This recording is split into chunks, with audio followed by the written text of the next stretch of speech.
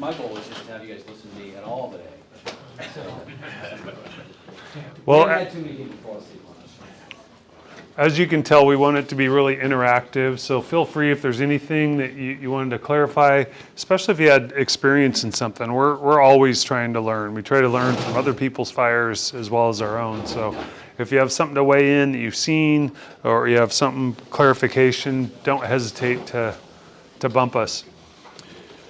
All right, so I mentioned earlier that, we require all of our students to go through the Brannigan Building Construction for the Fire Service.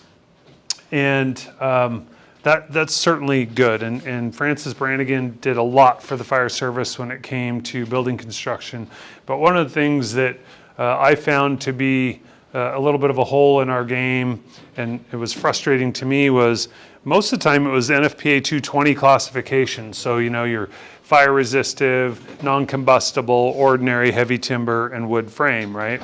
And so our SOP has, the first driving officer is going to give an initial radio report, and they would really give their best guess. So I think this is non-combustible, right? But then oftentimes we found out either A, it was really wood frame, or it wasn't non-combustible, or it was fire resistive, or it was a hybrid of the two.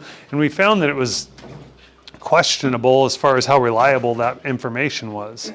So Mike and I were kind of going down the road of, man, there's got to be a better way to do this rather than just talking about, the NFPA 220 classification, which may or may not be accurate on what you're hearing.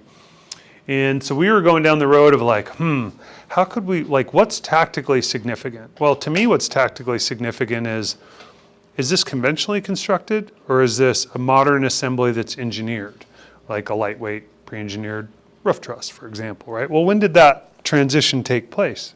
Well, we know that the first lightweight pre-engineered roof truss was patented in Florida in 1960, dang, why am I having a, yeah, 69 or something like that, or late 60s. Probably unlikely that by 1970 in the Northwest, in Payette, we had a pre-engineered lightweight roof truss. But today, we know we do have them, right? So about the time we were starting to research things like that, Mittendorf and Dotson came out with the Art of Reading Buildings book. And if you've never read that book, it's a pretty good one. And what they did was, instead of worrying about that NFPA 220 classification, they said really that era has a lot bigger impact. And so this is what we're trying to transition to on our job, is really trying to recognize and call out that era. Because that era is going to tell you probably the materials and the technique that was used, which is much more tactically significant. Because we have an ordinary constructed building that was back in the historic era that's going to perform totally different from a code-defined ordinary constructed building built in 2020, right? They're going to perform totally differently, even though they are both technically type 3 buildings by the code. So this is your eras. It's not an exact line in the sand. We'll talk about why in a second. But if you attribute them to, the wars, pre-World War I, 1850 to 1914, that industrial area at the end of World War I and 18 up through 39, then your legacy era, 45 to 60, and then really starting to hit that modern era into the 70s. The roof truss, the lightweight pre-engineered gusset plate truss, was patented in Florida. Like I said, I think it was 68, 69. And then in 72 is when, you guys know what a TJI is, right? It's that floor assembly. Well, that was patented in Boise, Idaho by Truss Joyce McMillan in 72, right? So opposite of the roof truss, we probably did have some floor assemblies in the early 70s since it was invented in that area, but it took some time for those TJIs to make their way out to Florida, right? So this is kind of some examples of multifamily dwellings in the different eras. I suspect you guys too, we came a little early and we drove around and looked at some of your center hallways. We saw some alcove style apartments. We saw some row home style apartments. I suspect you probably have multifamilies in all the eras, most likely. But this just gives you an idea. We're going to talk about the different types of multifamily dwellings and the implications for that, because we didn't just come out and decide to overcomplicate things. We're not trying to make a diving catch on a routine fly ball. There's a reason why we came up with categories to the different multifamily dwellings. And we're going to talk about the tactical reasons why we called out a category. But when it comes to building construction, this is just some examples of those different eras.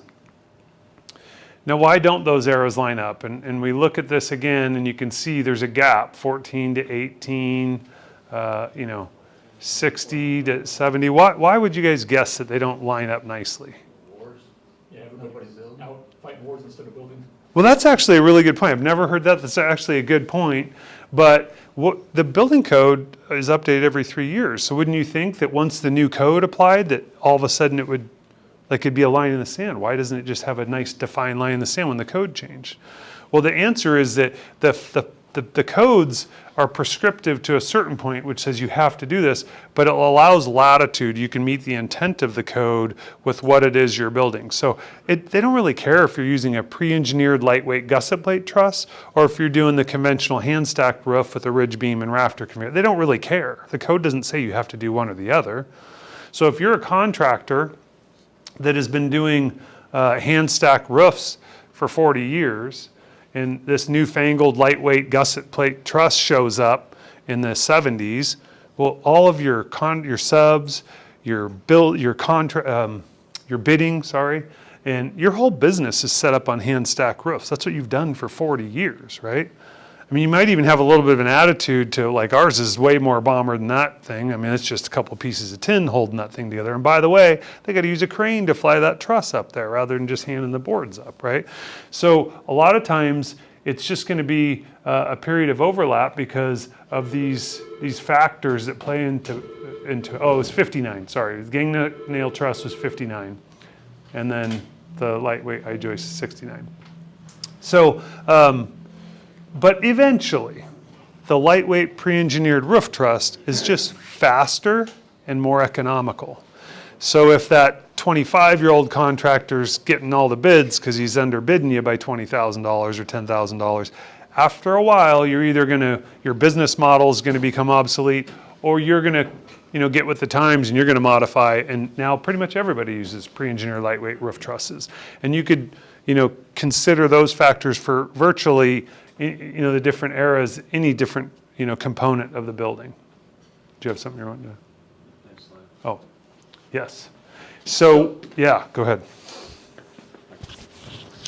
So you might be saying, how do I know, other than external cues, what age this building is? And if you've got target hazards out there, you go investigate, kind of trying to figure it out, walk through. You guys do walkthroughs, right? Check buildings out. Well, there's a resource for you right here, right now on the internet, and we use this. We have something similar. Let's see. Do I do it like this? Nope. In Ada County, the assessor's office, they keep records of all the properties. And let's see. How does this work? Yeah. There we go.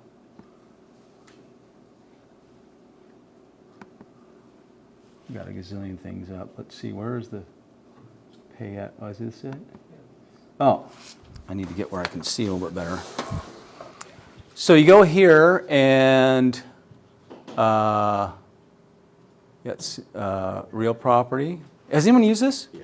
You guys use it all the time? Yeah. Oh, so I don't really need to walk it. That is super progressive that you guys do that, really. I mean, if you're a prepared fire officer, firefighter, like, take the time now, or you're not using your reptile brain on an incident, to pre-plan those target hazards and say, oh, it was built in 1980, well, it's going to be a pre-engineered lightweight roof truss, right? Oh, it was built in 1965, well, it's going to be hand stacked unless it was remodeled, right? Because they didn't have the roof truss prior to. So I won't go through the whole process because this one I'm not familiar with, so it's kind of clunky for me.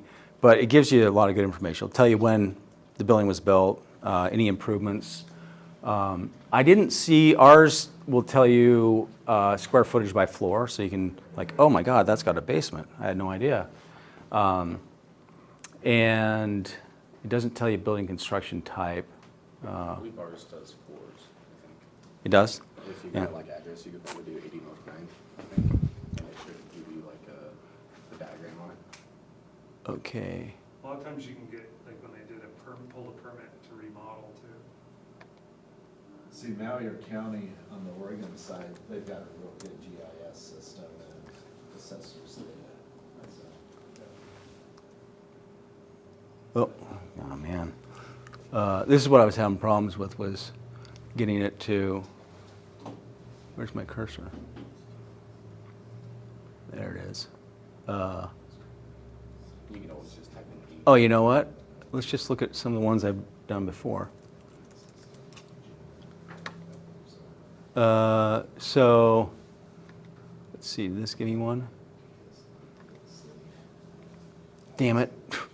Sorry. It took me a lot of tries. Let's see, what was it? Oh, I know I got something on Main Street. I pulled up a building that was 1919. Hey, which one of these do you want to look at? Any in particular?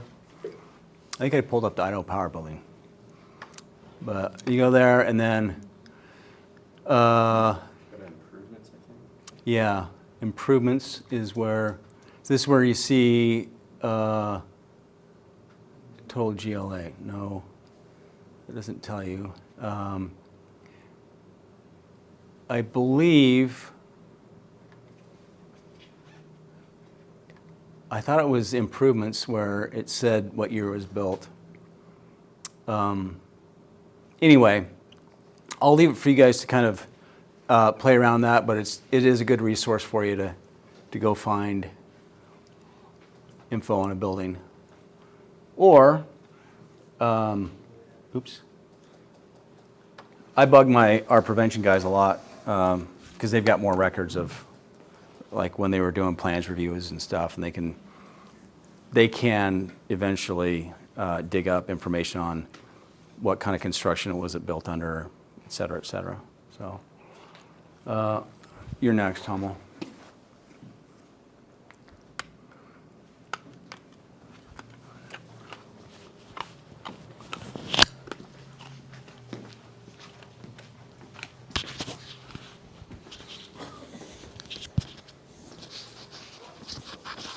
So this is just going to be a little building construction review for you guys. The majority, at least in our city, of our multifamily dwellings are going to be ordinary or wood frame. And so, and I think it's probably going to be the same for you guys as well. I would expect the majority would probably be. But just as a kind of refresher, again, I'm going to pull out some of the things that we find to be more notable for you guys in making fireground decisions, as opposed to just reading a full Brannigan text. Who knows what a flitch plate girder is? Right, exactly. Is that tactically significant to know what a flitch plate girder is? To me, it really isn't. And Brannigan, not that it's bad, but it's full of the nitnoid terms that to me is not very tactically useful when I'm using my reptile brain, because you have some adrenaline and you got time compression, you're on a fireground. So we're going to try to call out some of the things that are tactically useful and important to you guys when it comes to building construction. Real quick, how many of you guys use Brannigan's building construction to train you guys? We use that. Does anyone You use don't? our reading buildings? We use the IFSTA, Oh, IFSTA. firefighter 2 is where all of this same information is anyway. Okay. Yeah, Similar. you might I don't know if look it's at our exactly reading buildings. We train our new people with Brannigan, so they get a good foundation of the widgets and stuff and like the mechanics, but our reading buildings gives you more of a tactical perspective of building construction. And really trying to key in on certain features that'll give you some tactical nuggets that are important. So when we look at the code definition of ordinary construction, brick, it could be CMU load-bearing walls with a wood roof assembly, may or may not have a floor wood assembly, it could be on slab. But that roof assembly and the load-bearing walls are going to be some type of masonry construction. However, this is something that we added at BFD in the last probably 5 years. As I said earlier, this building, built in the early 1900s, late 1800s, is going to perform very differently from a building that was built in 2020. And so while Brannigan has 2 sentences that he talks about unreinforced versus reinforced masonry, this is very significant for us to recognize. And driving down Main Street on our way in here, you guys have a whole load of unreinforced masonry structures. And what we're talking about is, remember the Uniform Building Code came into play in 1927, was updated in 30, 33. So when we start looking at unreinforced masonry, we're talking these pre-35 buildings. And whereas post-35, you have reinforced masonry. And then into lightweight pre-engineered gusset plate trusses, you start to have your modern ordinary. And this is something that isn't in any of the text, but the modern ordinary is a description that we use at BFD that we've used for probably 5-ish years. So if you have an officer that arrives on location, given their initial radio report, says it's modern ordinary, everybody on that assignment knows it's going to be a truss assembly. It's a very different building than one of the older ones. But let's talk about why the building code changed real quick here to require reinforced masonry. What we're looking at here is the Long Beach earthquake that happened in 1933 in the Los Angeles area. And a lot of these buildings, they had, as you can imagine, widespread collapses because walls are great to be axially loaded, not so great laterally loaded. It's why you usually have 2 walls together. It's why Thomas Jefferson had the serpentine wall in Virginia, because walls alone are not very stable laterally, right? That's why you have buttresses or pilasters to help fortify the wall. Well, one of the most dangerous components of an unreinforced masonry building is that parapet wall. Everyone knows what a parapet is, right? Like that extending above the roof line. Well, back in pre-35, the pre-33 when the earthquake happened, if you wanted your building to look more prominent than your neighbor's building, you just did an extra tall parapet, right? So they had 12, 15-foot parapets. And as it turns out, when you have the ground shaking, that parapet wall, which is already more unstable than the rest of the building because it's unsupported. Secondly, that's where you're driving rain and wind, is impacting that building. Also, in an unreinforced masonry, what type of mortar was it? Anyone know the type of mortar they used back then? You know the It's sand lime, so they used a limestone. Okay, so sand lime mortar was what they used in pre-35. They didn't use Portland cement. It was invented, but it cost more money. And so they used sand lime mortar, which they'd been using for hundreds of years. Well, if you have a driving rain with a water-soluble mortar joint in the wind, and if you guys look, next time you guys are in your urban areas, your downtown areas, go to the alley, because that's where you're usually going to see the best view of it. Try to bang a ladder on Charlie and look at your parapets. And I can pretty much guarantee you, if it's an unreinforced masonry, you're going to see where that water-soluble mortar has been washed away to some degree, right? So parapet wall collapse is a major problem in unreinforced masonry buildings. So you guys have Main Street USA, you get woke up in the middle of the night tonight, you have a good fire going on the ground floor, single-story Main Street building, you got a parapet above your head. You should not be on that sidewalk fighting that fire. You should be in the street with a 2.5, right? Because that parapet wall is coming down, and numerous firemen have been killed from parapet wall collapses.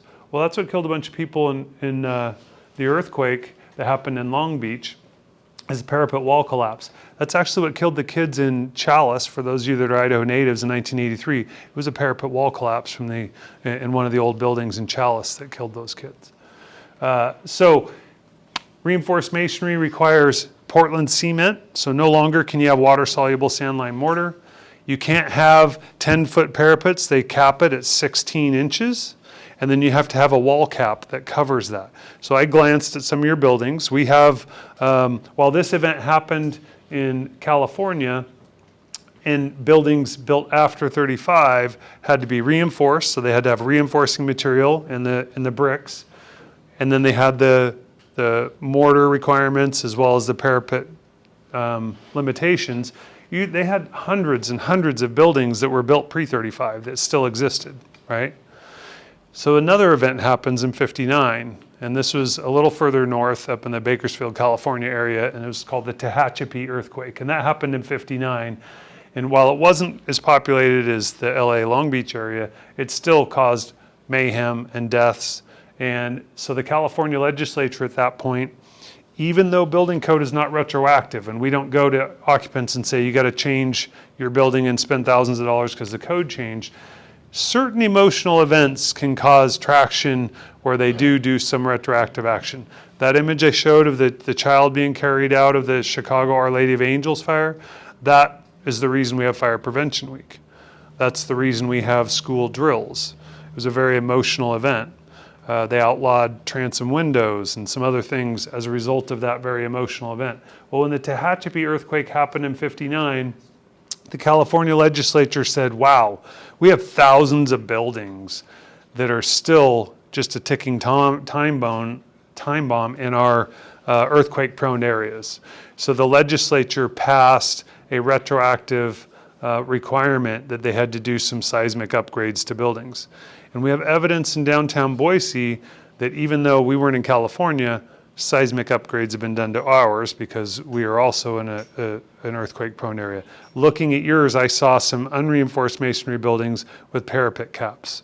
So it looks to me like at some point in your history, they did, I don't know if they cut down to limit it at 16 inches, but it looks to me like they've done some type of seismic upgrades. So I know that was a lot, but if you can understand the history of it, for me anyway, it's easier to remember. Mike, I might need your help on this as far as playing the videos. So we noticed you had a really beautiful building on Main Street with a really gorgeous cornice. I don't remember the address or anything, but the cornice is definitely a concern. We're going to show you a parapet wall collapse that I was talking about that happened in New York, and then we'll show a cornice collapse that happened in Vancouver, British Columbia. Either way, on an old unreinforced masonry building, the sidewalk is not a good place to hang out. It's just not. While Mike's pulling that up, I can't remember. You have to slide that. Okay, there you go. So while he's pulling that up, a lot of times your big picture windows here, same in Payette, same in Weiser, Ontario, all those places, you're going to have some type of steel most likely that's supporting that load, right? It's got to support that load and channel it around your picture windows so you can display your wares. Well, enough heat goes that what happens to steel when it heats up? Expands, deflects, right? So when it deflects, it dumps the parapet. In this case, it's the master stream that scrapes, that shears the parapet off essentially, and you'll see that happen in a second. But notice FDNY's got their act together. They don't have a bunch of people on the sidewalk that don't realize what's going on. You can tell there's already been, it's a defensive fire. There's already been a collapse inside the building. But you can imagine if you're on the sidewalk there, that's a bad day. So again, middle of the night, you roll up, you got fire blowing out those picture windows, it's heating up that steel. And once it heats up that steel enough, it's going to start to pitch, and that's going to dump that parapet, right? So I'm not saying you would never make entry, I'm saying that you shouldn't hang out there, right? And what we always talk about is a long distance relationship. You have good reach and penetration with a 2.5-inch stream, so get that pulled in the street and start putting some water down range. This one's a lot quicker. Here's your cornice up there. And you can imagine again, that's not going to work out so well. Yeah, you guys have a bunch of cornices.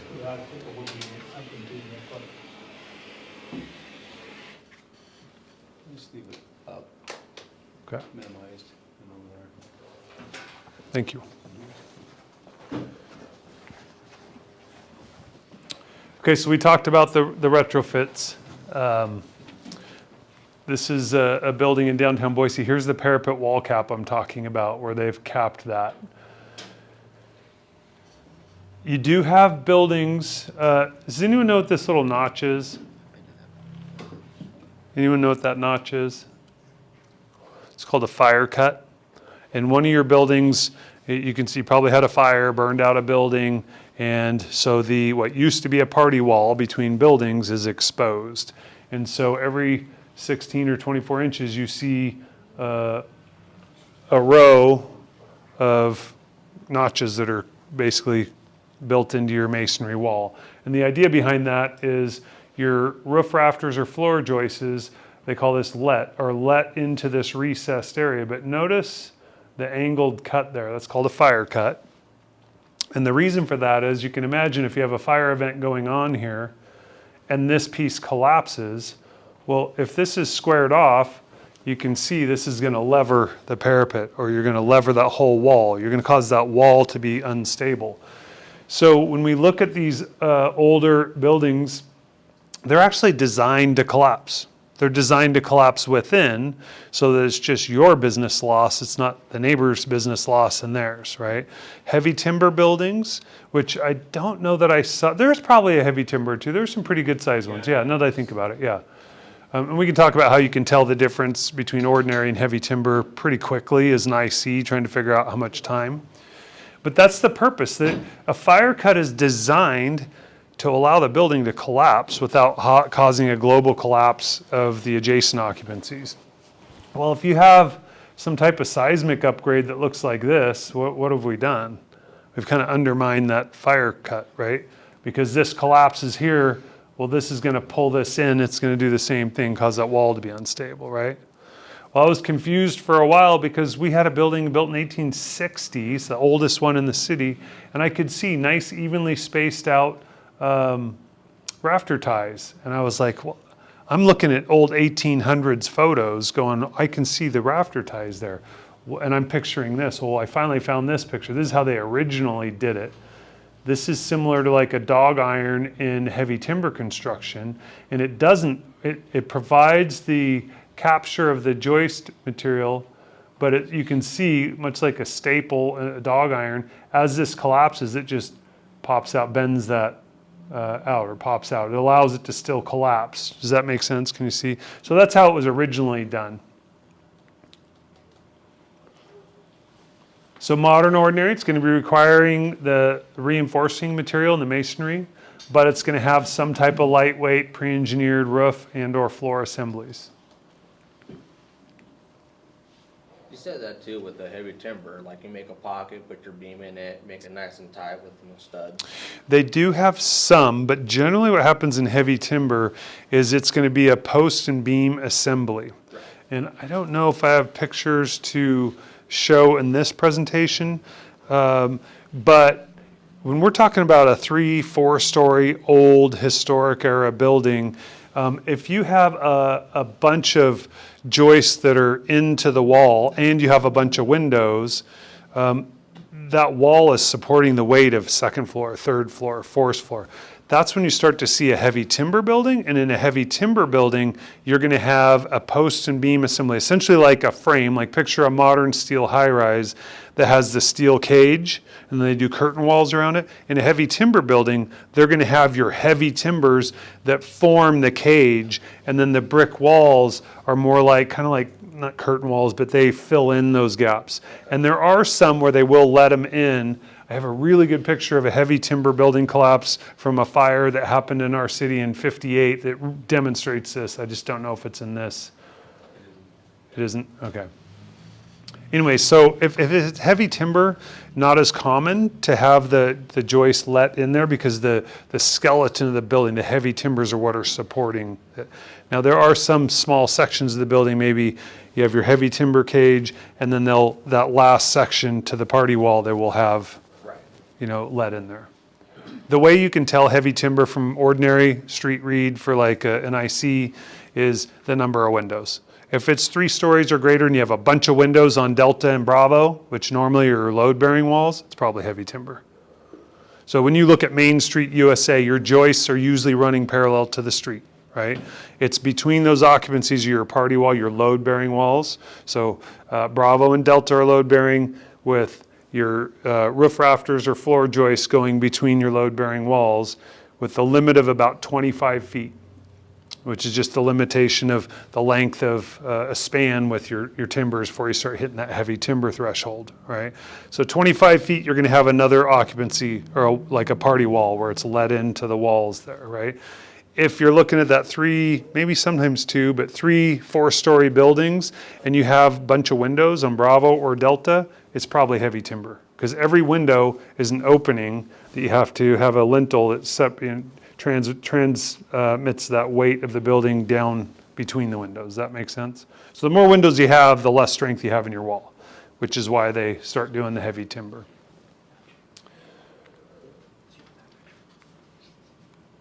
This thing's being delayed. Okay, we talked a little bit about this earlier, but the two real tactically significant things we want you to key in on when it comes to wood frame construction is what someone mentioned earlier, balloon frame construction versus platform frame construction.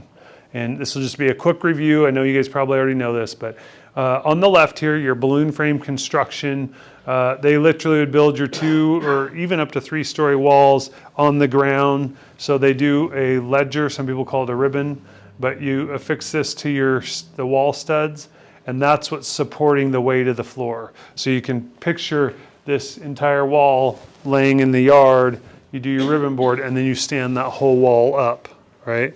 And then you put your floor assembly on that ribbon or ledger. The problem with that is you can see the void. If you picture lath and plaster on one side and your wall board on the other side, you can see your basement fire here. If it gets through your lath and plaster, it can get into this balloon and not only travel all the way to the attic, but there's no stop between floors either, right? So that's a major concern, because if what's supporting this wall, or this floor rather, is affixed to the wall that has a fire in it, you can see where that's way different than platform. We build the first floor, and then on top of that, we put the second floor. You can see the issue where your second and third floor is supported by that ribbon board, right? And fire can get behind there, whereas you have an inherent stop with each level in platform frame construction. Little tip for you guys, because I saw them, you guys have old farmhouses, you have tons of balloon frame construction, really as late as 1950, but I think Brannigan talks about 1833 to 1940. Little trick for you guys to find out if it's in the balloon, in addition to reading the smoke or whatever. If you remove the baseboards, a lot of times if you're lath and plastering it, the baseboards are at the end, right? So you're going to have a baseboard that's going to have a better finish. So you're not necessarily running lath all the way down to the floor deck because the baseboard's going to cover it up, right? And it sits right on top. What's that? And it sits right on top. Exactly. It covers up that lath and plaster gap.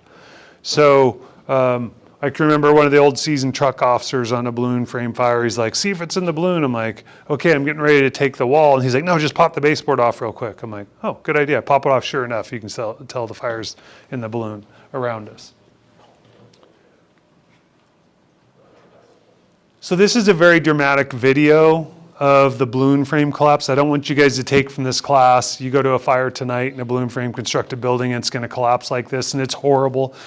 I don't want you guys to get that, but it illustrates the point of what's going on there, kind of house of cards, right? Because your floor is supported by the wall, and that wall, you'll see the wall start to bulge and the floor fall off. It bulges, now the floor falls because it was set on top of that ledger, right? Thank goodness our line's caught the ladder. Yeah. Now compare that to the next video, which is platform frame construction. They don't typically collapse catastrophically. We've had it happen. It's very rare, but oh wow, where'd you find that? That's awesome. That sucks. Yeah, that's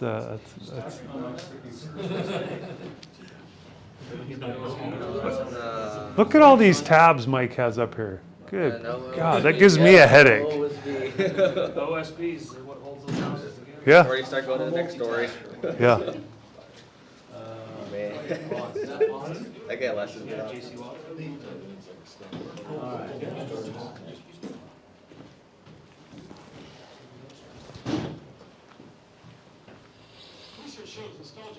Yeah, that's the right one.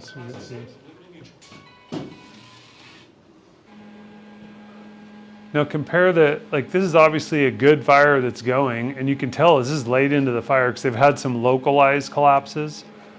And as you look further, again, some localized collapses, but this isn't like a catastrophic global collapse because the floors are supported by the wall and the wall is supporting the floors. It's not quite the same deal. So not only is it safer from a fire spread standpoint, but it also is just a lot more inherent working platform in a platform frame constructed building.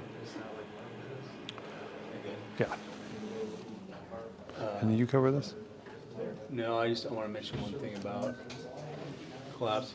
So, how many people have been on a platform constructed house that the entire roof is burned off? Or what do we say about truss? If you lose one part of the truss, the whole thing goes, right?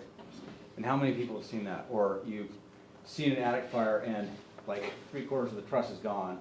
There's still plenty of roof deck still sitting there. It hasn't collapsed inside. You've got the party walls inside, the partition walls that help support it, right? But with modern construction and the modern lifestyles and what people want, I don't think we can take that to the bank anymore. Because what do we see? What's the typical layout in a house nowadays? Vaulted ceilings. Vaulted floor plans, wide open spans. So when we taught this a lot earlier, even an older house, what's one place in your house that always has wide open space, no walls? You don't want walls there. No, because it'd be really hard to park if you had a wall. Garage, yeah. So that's one place that I would be concerned about a collapse. But now, in the modern house, not only do we have a garage that's even bigger, like it's no longer 2-car garage, it's no longer Single car garage. Yeah, yeah, it's at least 3 with a bonus room over the top. Or an So it's RV probably- bay. Or an RV bay. Yeah. And a lot of huge loads and big spans. That's a place where we're really concerned. We had a few collapses in the last, 8 years, where the bonus room collapsed into the garage. But now, same thing with living rooms and the great rooms, like huge spans. There's one built down the road from my house, and it was 30 feet by 50 feet was the sort of open area, unsupported area, all TJI. So that, you can't take it anymore. In the context of multifamily dwellings, we don't typically talk about collapse being a major concern though. Because if you picture your garden apartment variety, which we saw some driving in, you have a lot of partition walls. And while we say, yes, you lose one member of a truss, that it's going to catastrophically collapse, that's not our experience in the real world, but that's because of all the partition walls. If it's an unsupported vaulted ceiling area, yeah, that may be true. There's no partition walls to support that. It may be a worse collapse. But in the multifamily dwellings, you're not going to have big vaulted ceilings typically, right? So you have a lot of partition walls. So collapse is not a major concern in a modern garden apartment. So we'll go another 15 before we take another break. But so we're going to talk about common problems and benefits. I just mentioned compartmentation is usually a benefit. Another one, water supply. Most of the time, if you have the density that requires a multifamily dwelling, then you probably, not always, probably have a municipal water supply that's a little bit more reliable. Do you guys know of any multifamily apartment buildings where you would have to do a water shuttle or rural water supply, or do they pretty much all have hydrants in those areas? I know we have a wide variety here, so I was just thinking in your... I would imagine, we've taught this for a long time, and that's typically what we say, is if you have the density requiring a multifamily dwelling, you probably have hydrants, but I would love to know if that's not true in some of your areas. Additionally, you probably have modern alarm systems. We talked about, newer than about 1970, you probably have draft stopping. It does depend on your jurisdiction, like Mike was talking about. If your code official is the same person as the fire official, the same person that's the inspector, and you've had a massive growth like you guys are all experiencing now as we're growing, it's tough to enforce and inspect everything,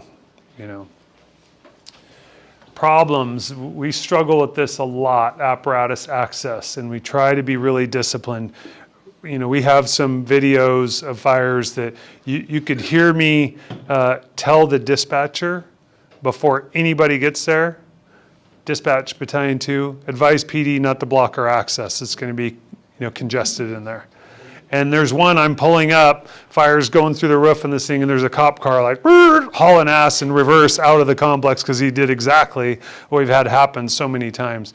I get tired of trying to educate in briefings because they just hire more and more people, and they're just so used to going up to the address side, putting it park, and leaving the vehicle. Like, that's just happened so many times. What I learned as a BC or as a chief, you guys might consider, they're not trying to do anything wrong to cause you guys problems. They're just not thinking. They're just doing what they've done every other hot call they've had, right? So bumping your dispatcher to relay to PD, it's congested in there. Well, two things. One, your guys are also hearing that, like, be disciplined in your apparatus placement and your water supply. You don't want to block the rest of the access off because you dropped a 5-inch there. But just bumping dispatch to let PD know not to block access. So life safety, Mike, feel free to chime in. Yeah, the reason we started teaching this class, for me, one of the biggest ones is life safety, because these don't happen every day, right? Our typical fire is single family dwelling, but these happen enough that it's realistic. We're not planning for the once in a lifetime career fire.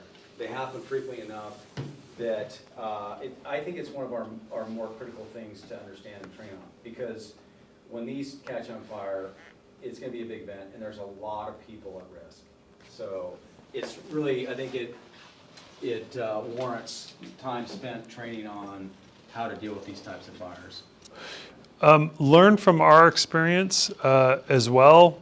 I think we have a picture a little bit later of a fatal fire we had where the breezeway, the fire in the fire department made its way to the breezeway, and as the name implies, there was just a slight wind, but pressure volume again, neck down in your breezeway, higher velocity, it just was a fireball going through the breezeway. Well, at the end of the breezeway, each end has stairs to get into the different floors, and they have the concrete stair treads. I imagine you guys have that too.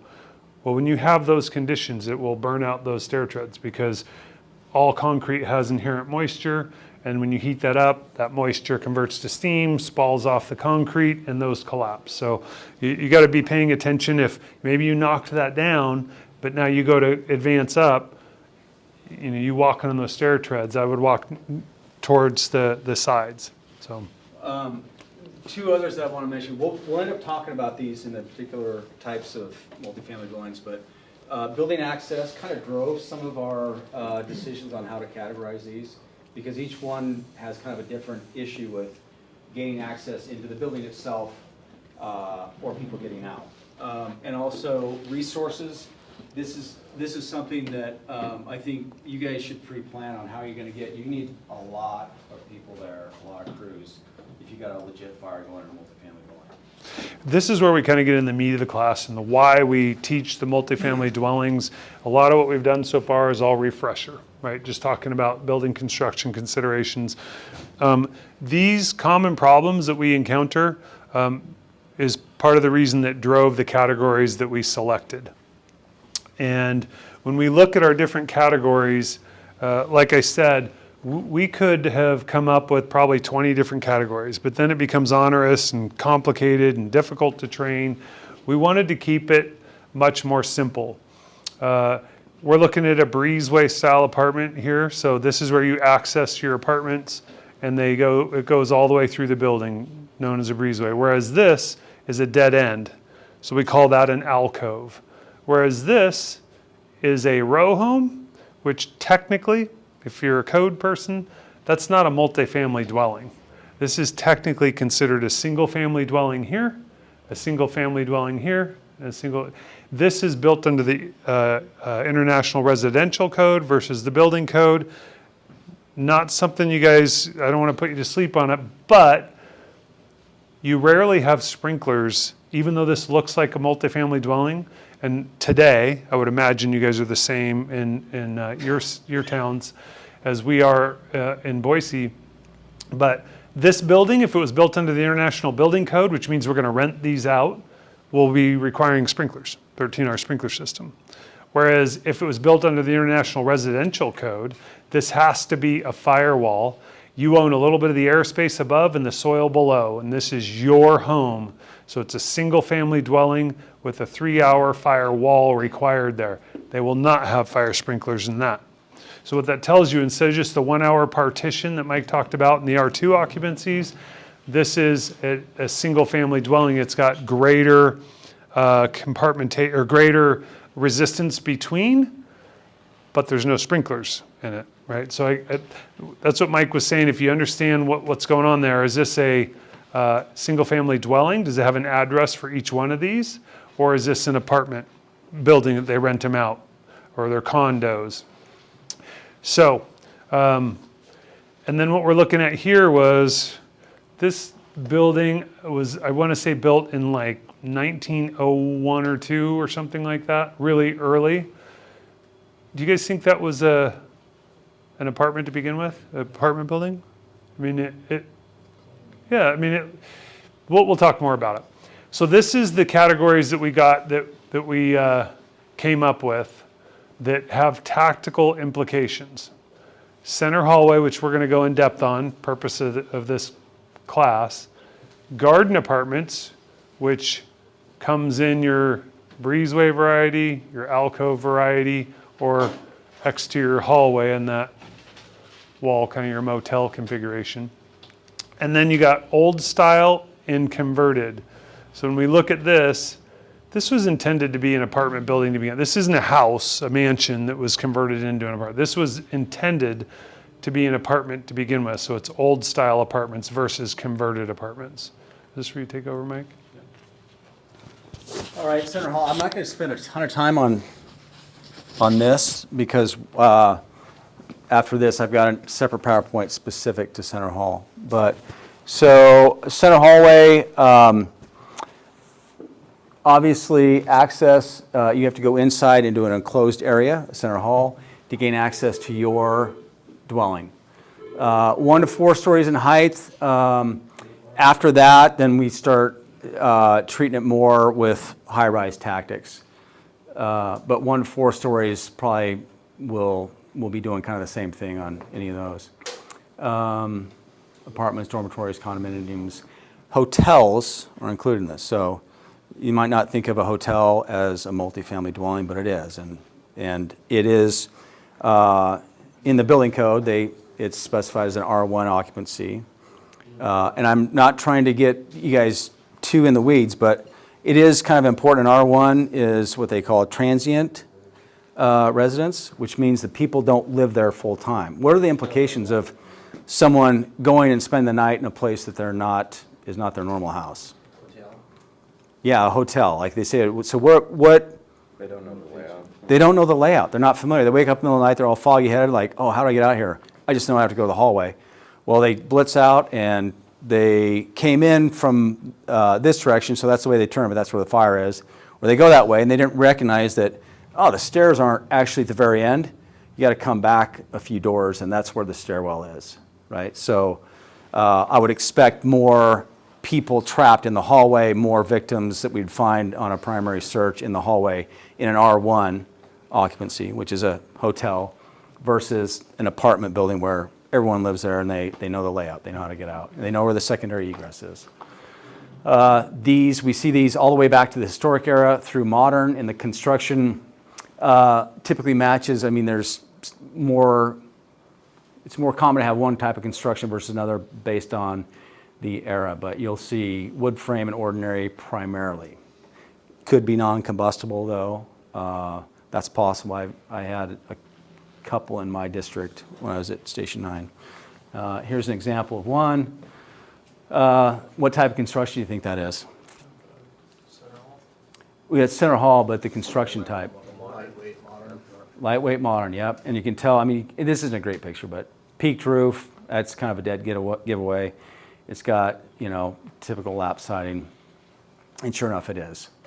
What era, when do you think this was built? Just roughly what decade? 2000s, 90s. Got 90s, 2000s, anything else? It was built in the, let's see, when was that? 1990s, yeah.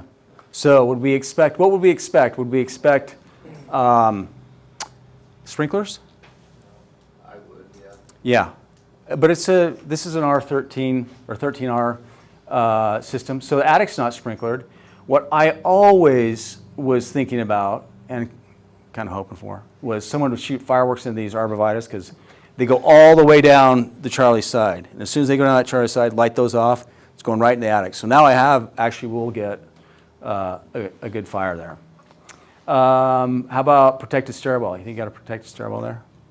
Big right here on this outside, you might have something coming out in that doorway right there.